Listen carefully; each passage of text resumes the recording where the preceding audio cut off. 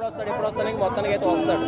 సీరా వచ్చాక ఈ అనుపమ పరమేశ్వర్ ఇచ్చే అంటే ఆ ఎలివేషన్ షాట్లు ఒకసారి 2 సార్లు అంటే అనుకోవచ్చు, ఒక 10-15 సార్లు ఇచ్చేసరికి ఏమవుతుందంటే సెకండ్ హాఫ్ బీభత్సమైన స్టోరీ ఉంటుందేమో అనుకున్నాను కానీ సో కొంచెం డిసప్పాయింట్ చేశారు స్టోరీలో.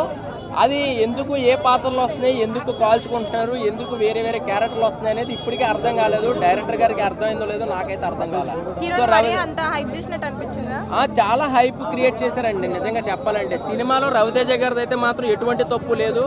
ఆయన ఇచ్చిన ఆయన పాత్రగా న్యాయం చేశారు, కానీ స్టోరీలో కొంచెం విషయం ఉంటే బాగుండేది.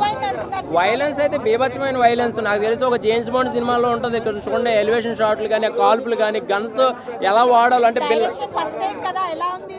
నేను చెప్పేది పూర్తిగా వినండి. ఇప్పుడు బిల్లా సినిమాలో మనకి గన్స్ ఎన్ని ఉంటాయో అవన్నీ కూడా మనకి బీభత్సంగా చూపించారు, ఒక మంచి హాలీవుడ్ రేంజ్లో చూపించారు. కానీ ఆ సీన్కి ఎందుకు వస్తుంది అనేది అర్థం కాలేదు, సింక్ అవ్వలేదు. సో పార్ట్ 2 ఉందని అంటున్నారు. ఆ పార్ట్ 2 వస్తే మాత్రం ఇలాగైతే కష్టం అండి నిజంగా చెప్పాలంటే. ల్యాగ్ అయితే మాత్రం ఒక లబ్బర్ సాగదీస్తే ఎంత ల్యాగ్ ఉంటుందో అంత ల్యాగ్ ఉంది. సో నాకైతే ఇప్పటికే నేను చెప్పేది ఏంటంటే ఆయన నెక్స్ట్ మూవీలో విలన్ గా చేస్తే రవితేజ గారు సూపర్ ఉంటుందండి. లెజెండ్ లో జగపతి బాబు గారు లుక్స్ ఎలా ఉన్నాయో రవితేజ గారి లుక్స్ అయితే మాత్రం పీక్స్ ఉన్నాయి చెప్పాలంటే. మూవీ చాలా వరకు బాగుందన్న. రవితేజ గారి పర్ఫార్మెన్స్ అయినా, లేదంటే తన మేకవర్ అయినా సరే, లేదంటే యాక్షన్ సీక్వెన్స్ అయినా సరే, లేదంటే క్లైమాక్స్ లో వచ్చే ఆ పోర్షన్స్ అయినా సరే, కాళీమాత ఫైట్ అయినా సరే, ఇలాంటివన్నీ చాలా బాగా వచ్చాయి. ఎడిటింగ్ కూడా చాలా బాగుంది. తెలుగులో ఇంతవరకు ఎవరు ఎక్కువ ట్రై చేయని ఎడిటింగ్ అయితే ఇచ్చారు. అంతా ప్యారల్ స్టోరీగా రన్ అవుతుంటుంది.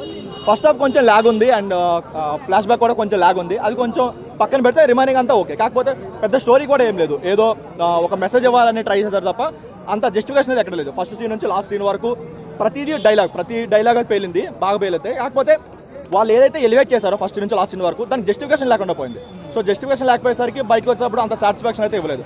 పార్ట్ 2 కోసం వెయిట్ చేసేంత కంటెంట్ ఉండాలంటే అది కూడా లేదు. ఇప్పుడు ఏదైనా ఒక ట్విస్ట్ పెట్టి అలాంటి నెక్స్ట్ పార్ట్లో చూసుకుందాం అన్న ఎగ్జైట్మెంట్ అనేది పుట్టించలేకపోయారు.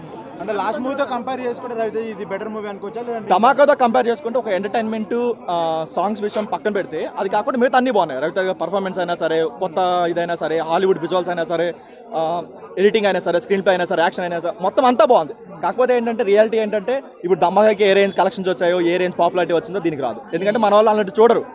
సో దానివల్ల ఏంటంటే మరి ధమాకా రేంజ్లో కాకపోయినా సరే టైగర్ నాగేశ్వర్ రేంజ్లో ఆడుతుంది, లేదంటే లేదు. మా వీడియో మీకు నచ్చినట్లయితే please like, share and subscribe.